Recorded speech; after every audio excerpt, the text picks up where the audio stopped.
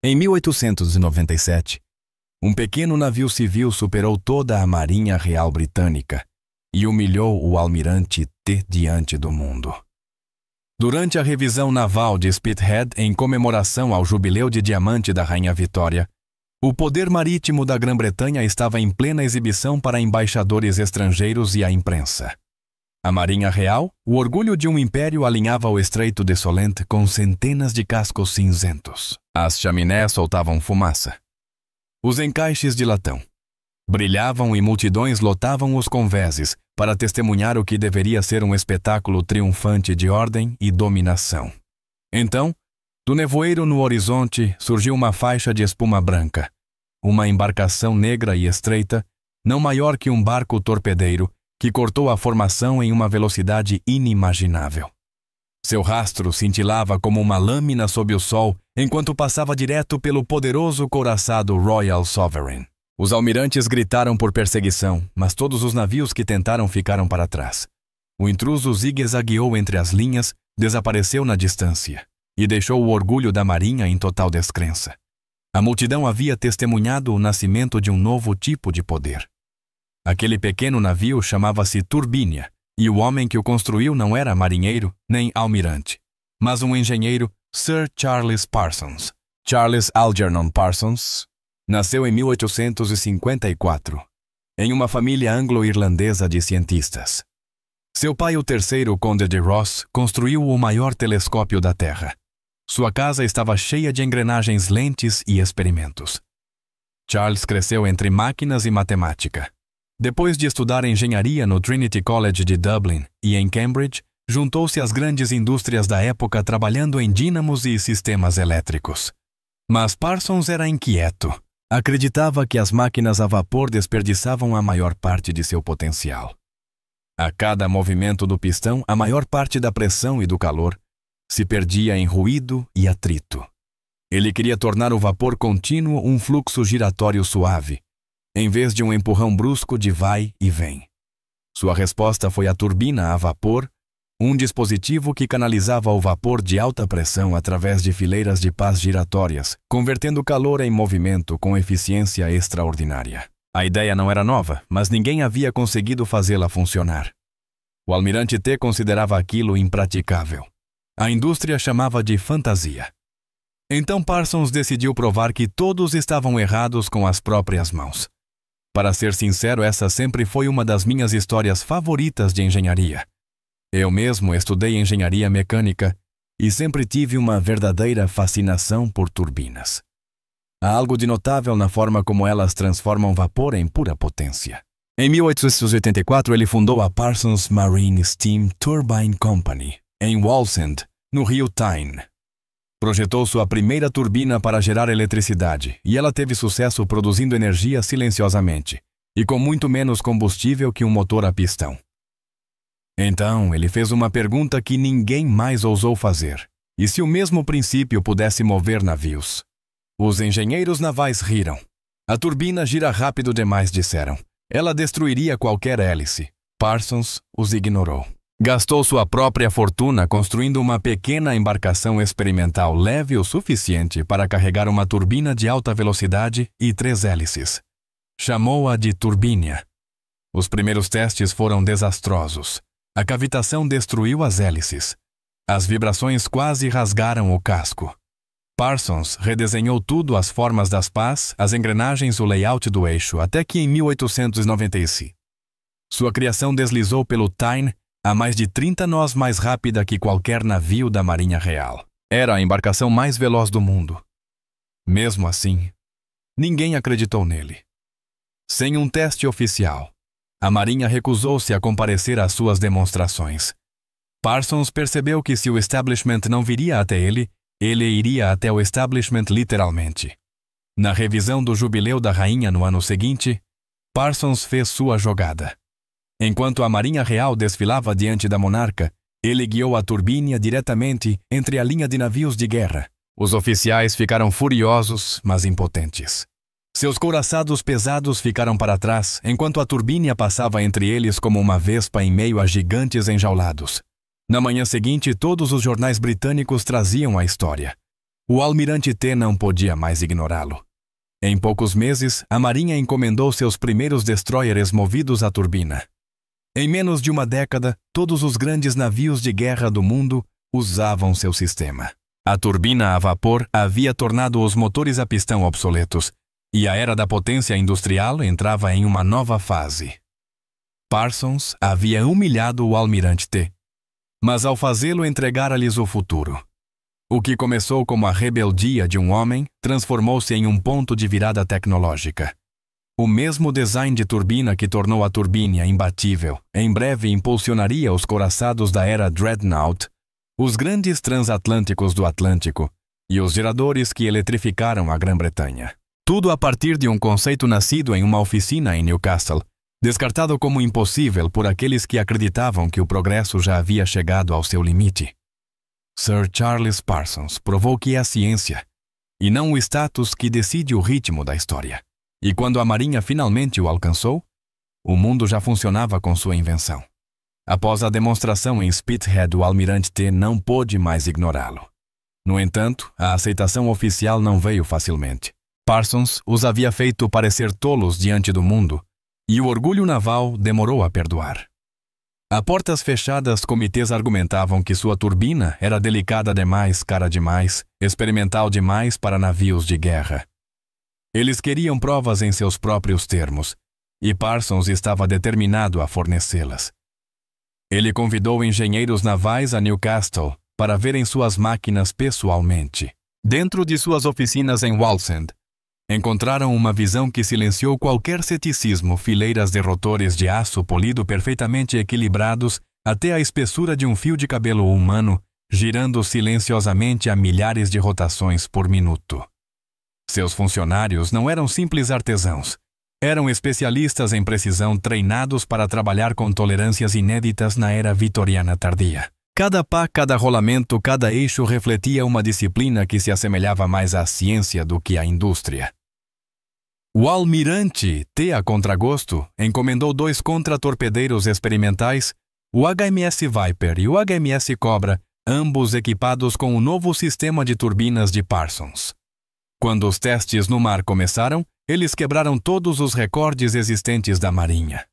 O Viper ultrapassou 33 nós, o Cobra ficou apenas um pouco abaixo disso.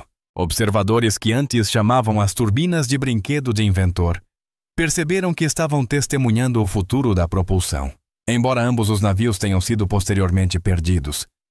Devido a falhas estruturais não relacionadas aos motores, a mensagem era clara: a turbina funcionava. E nada mais podia igualá-la. Em poucos anos, todos os grandes estaleiros britânicos estavam licenciando o projeto de Parsons. As companhias marítimas comerciais logo viram a mesma vantagem que a Marinha: mais velocidade, menos vibração, menos ruído e menor custo de manutenção.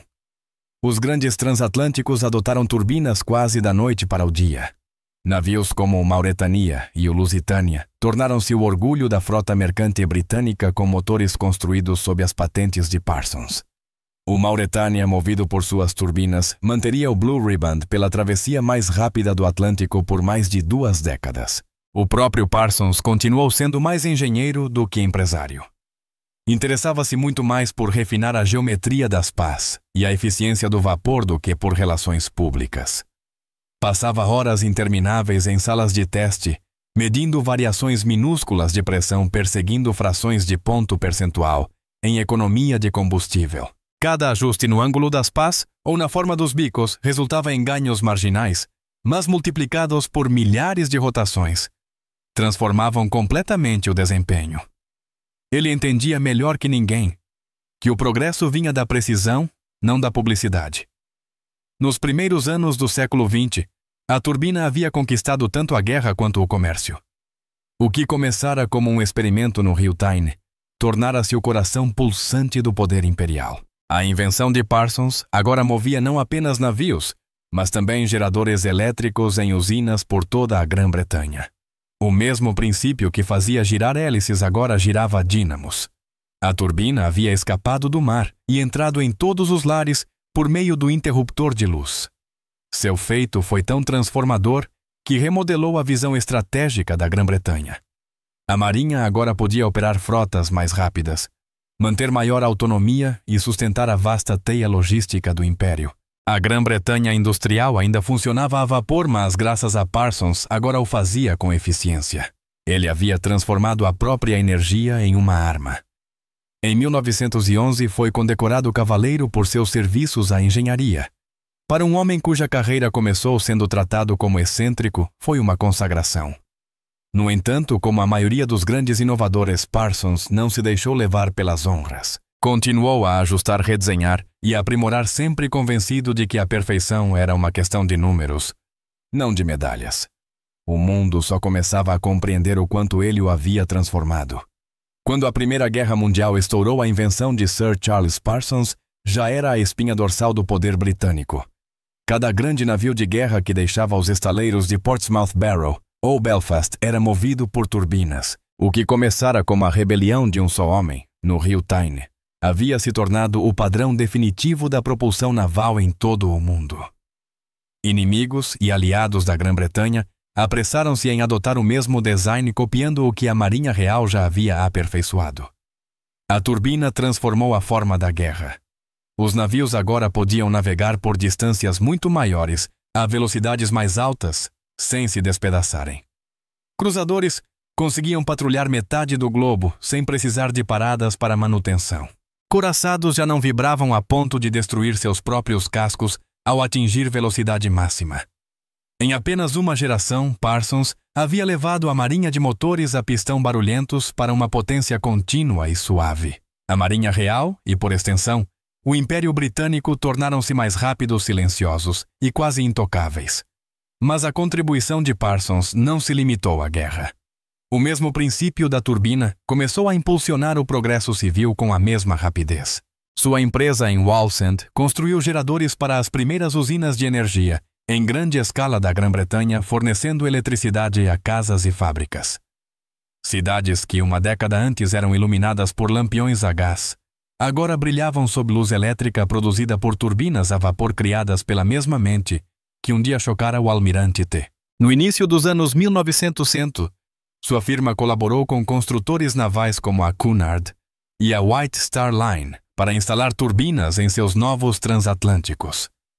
Os resultados foram espetaculares.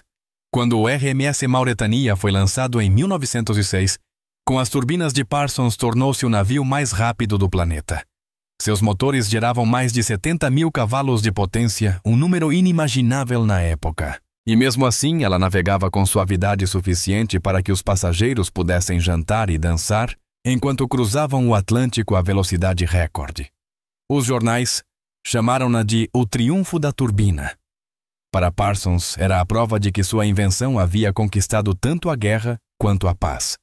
De Newcastle a Londres, seu nome tornou-se sinônimo de engenharia de precisão. Suas oficinas eram modelos de disciplina industrial claras, ordenadas e guiadas pela matemática. Parsons tratava a engenharia como uma ciência de medição, não apenas de mecânica. Costumava dizer que as máquinas deveriam ser projetadas da mesma forma que os astrônomos calculam as estrelas, sem espaço para suposições, tudo baseado em números. O governo logo percebeu que a mesma eficiência que tornava suas turbinas perfeitas para navios de guerra também poderia impulsionar as fábricas britânicas. Contratos começaram a chover para turbogeradores, unidades de propulsão e sistemas marítimos. Em 1914, a Parsons Marine Steam Turbine Company empregava milhares de pessoas e fornecia equipamentos para todos os cantos do Império. De Singapura à Cidade do Cabo. Cada base naval, cada porto, cada usina devia algo aos seus projetos. No entanto, com o reconhecimento veio a imitação. Concorrentes na Alemanha, nos Estados Unidos e na França começaram a produzir suas próprias versões. Parsons recusou-se a entrar em guerras de patentes amargas. Não era um homem de negócios por instinto. Era um inventor que valorizava o progresso mais do que o lucro. Silenciosamente compartilhou dados técnicos com colegas estrangeiros, acreditando que o conhecimento fazia a civilização avançar mais rápido do que o segredo jamais poderia. Sua humildade lhe rendeu respeito até entre rivais. Quando a Primeira Guerra Mundial estourou, as turbinas de Parsons Impulsionaram a frota que manteve as rotas marítimas abertas e o inimigo bloqueado. A Grand Fleet, em Scapa Flow, navegava para a batalha movida inteiramente pela invenção que um dia fora ridicularizada nos escritórios do almirante T. Na Batalha da Jutlândia, em 1916, os navios movidos por turbinas manobraram com mais rapidez e mantiveram formação sob fogo, uma vantagem mecânica que salvou vidas e mudou táticas. Parsons nunca viu combate pessoalmente, mas seu trabalho transformou a engenharia em uma forma de defesa nacional. Após a guerra, seu foco mudou novamente, agora em buscar ainda mais eficiência. Ele experimentou turbinas de alta pressão, transmissões engrenadas e novas ligas capazes de suportar temperaturas extremas. Seus projetos encontraram aplicação em usinas elétricas, fábricas têxteis e até em aeronaves experimentais. Na década de 1920, a turbina havia se tornado o coração da indústria moderna. O vapor, antes visto como um resquício ultrapassado da era vitoriana, tornara-se o combustível invisível do século XX. Apesar de sua riqueza e influência, Parsons permaneceu notavelmente modesto. Era frequentemente visto caminhando pelos corredores de suas fábricas, com as mangas arregaçadas, conversando diretamente com aprendizes e operários. Valorizava a precisão mais do que o prestígio. Quando um jovem engenheiro lhe perguntou o que tornara suas turbinas um sucesso, ele respondeu simplesmente: "Nós medimos o que os outros apenas presumiam." Com o passar dos anos, o Império Britânico de Aço e Vapor continuou a se expandir. Mas Parsons já pensava além de sua própria vida. Investiu pesadamente em pesquisas para desenvolver turbinas menores e mais rápidas capazes de se adaptar a veículos, navios e usinas elétricas de todos os tamanhos. Acreditava que a turbina não era uma simples invenção, mas um princípio, um conceito capaz de movimentar qualquer coisa. Na década de 1930, a turbina já não era apenas um triunfo da engenharia. Era o coração pulsante da civilização. Dos transatlânticos às luzes das cidades, dos couraçados aos tiares das fábricas têxteis, o ritmo do progresso seguia o mesmo giro mecânico imaginado pela primeira vez por um engenheiro silencioso às margens do Tyne. Sir Charles Parsons não havia simplesmente construído um motor. Ele havia criado um império do movimento medido não em território, mas em rotações por minuto. Naqueles anos, Sir Charles Parsons era considerado um dos engenheiros mais importantes da história britânica. Sua invenção transformara a Marinha Real, eletrificara a nação e definira toda uma era de avanço mecânico. E mesmo com todo o sucesso, permanecia o mesmo homem calmo e analítico que um dia construíra um barco com seu próprio dinheiro apenas para provar um ponto. Títulos, honrarias e riqueza significavam pouco diante da satisfação de aperfeiçoar um projeto. Costumava dizer que inventar não era questão de inspiração, mas de persistência, à disposição de falhar, medir e tentar novamente até que os números revelassem a verdade. Essa crença se tornou sua marca registrada. Enquanto outros viam a indústria como barulho e espetáculo, Parsons via a harmonia. Para ele, uma turbina era música em movimento, cada pá equilibrada, cada rotação precisa, cada som. Uma confirmação de que a física e o ofício trabalhavam em perfeita sincronia. Mesmo em seus últimos anos, passava a maior parte do tempo na oficina. Desenvolveu novos tipos de turbinas de alta pressão, experimentou turbogeradores para redes elétricas e projetou sistemas de hélices navais que reduziam vibração e desperdício de combustível. Também voltou sua atenção para a óptica, continuando a tradição científica de seu pai, que havia construído o grande telescópio em Birr Castle. Para Parsons, a descoberta nunca terminava, apenas mudava de forma. Sua reputação ultrapassou as fronteiras da Grã-Bretanha. Universidades da Europa e dos Estados Unidos o homenagearam. Sociedades científicas lhe concederam medalhas e associações honorárias. Mas ele detestava cerimônias. Preferia caminhar pelo chão da fábrica com seu casaco gasto, conversando com aprendizes sobre equilíbrio, tolerância e sobre por que a boa engenharia sempre começa com curiosidade. Aqueles que o conheceram descreviam um homem brilhante e humilde, mais interessado em ideias do que em poder. Quando a Segunda Guerra Mundial começou, Parsons já estava na casa dos 80 anos, mas suas máquinas ainda impulsionavam a frota que guardava as costas britânicas. Cada destroyer cruzador e couraçado que navegava pelo Atlântico Norte devia parte de seu projeto a ele.